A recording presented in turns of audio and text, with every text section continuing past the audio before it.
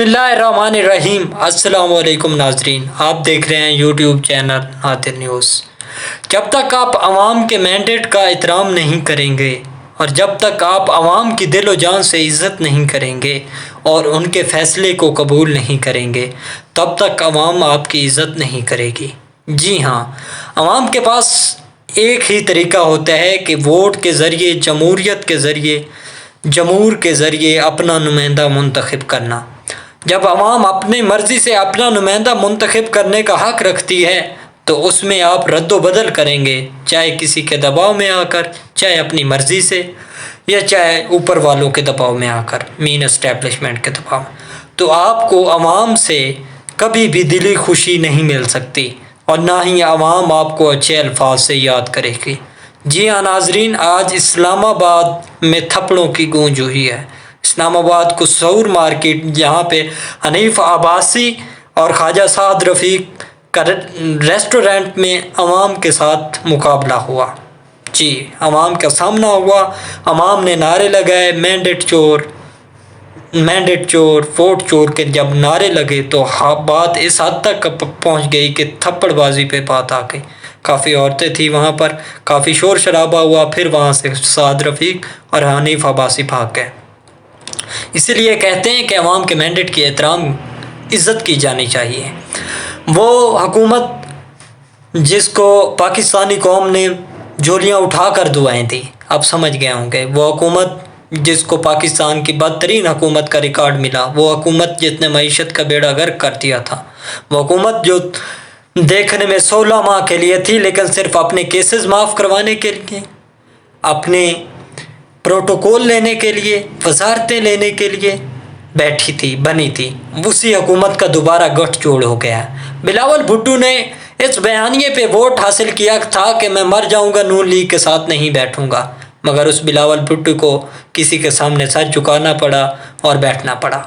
ये गलत बात है नाजरीन कि बिलावल कहता है हम वफाक में कोई ओहदा नहीं ले रहे हैं। नाजरीन, वो वफाक में भी ओहदा ले रहे हैं, बल्कि पीपल पार्टी की इस वक्त चारों उंगलियां घी में हैं।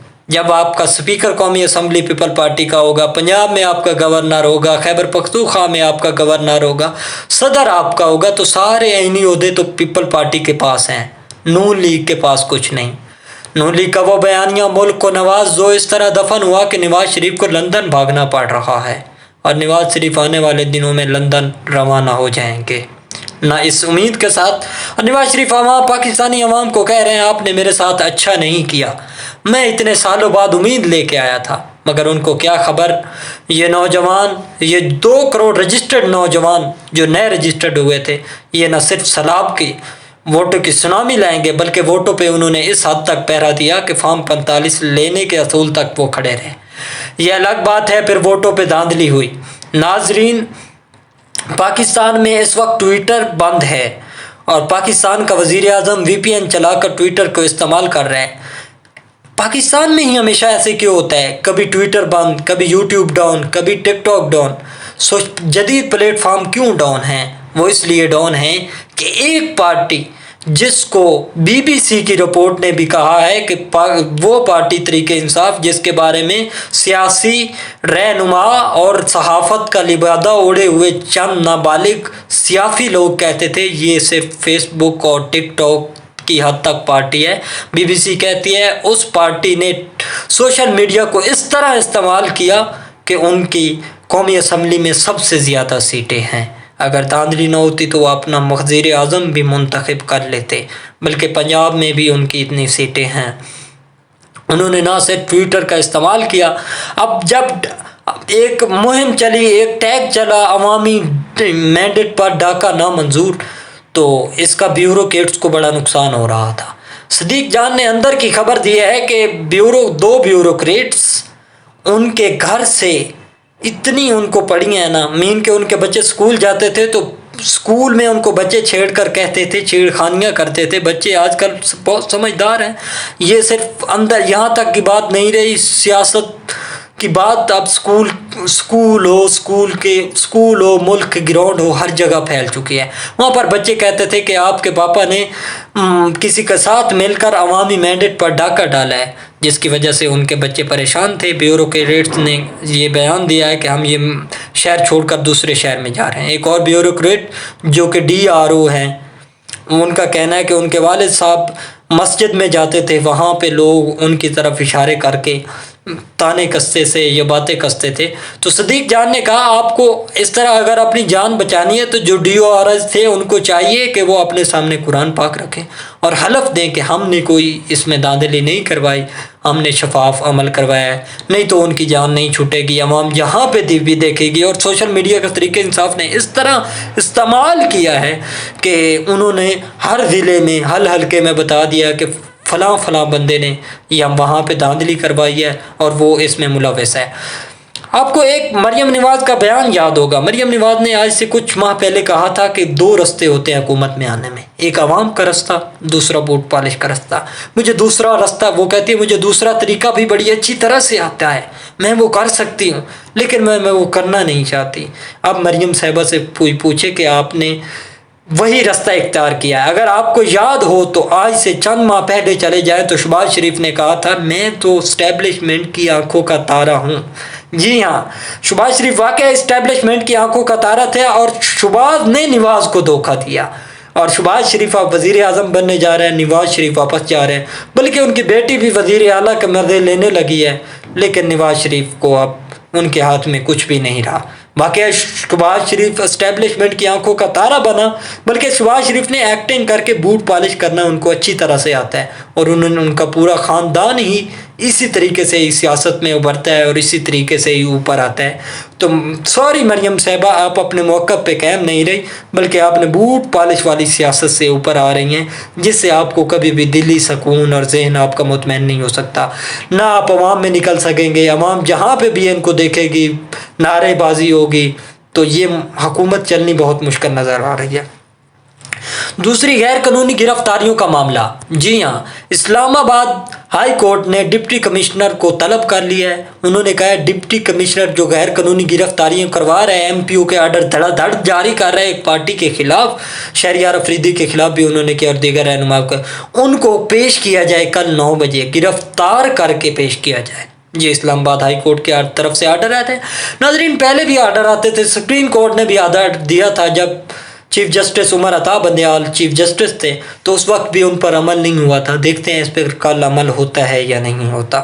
دوسری جانب ناظرین، پاکستان طریقہ انصاف کے لوگوں کو ہمیشہ ایک چیز کی بڑی رہی ہے کہ صدر ان کا بیٹھا ہے اس وقت عارف الوی، وہ کچھ بولتا نہیں ہے، وہ اسی طرح ہے، صدر عارف الوی نہیں بولتے، بڑے نفیس آدمی ہیں، مگر کل وہ بولے، کل وہ ایک پارٹی میں بولے، انہوں نے نوجوانوں کو مخاطب کرتے ہوئے بولے کہ کہتے ہیں آپ ایلیٹ ہیں، آپ ایلیٹ ہیں، آپ کو ہلا کر بتایا گیا، آپ کو اس الیکشن نے ہلا کر بتایا، امید کرتا ہوں آپ ہلے ہوں گے۔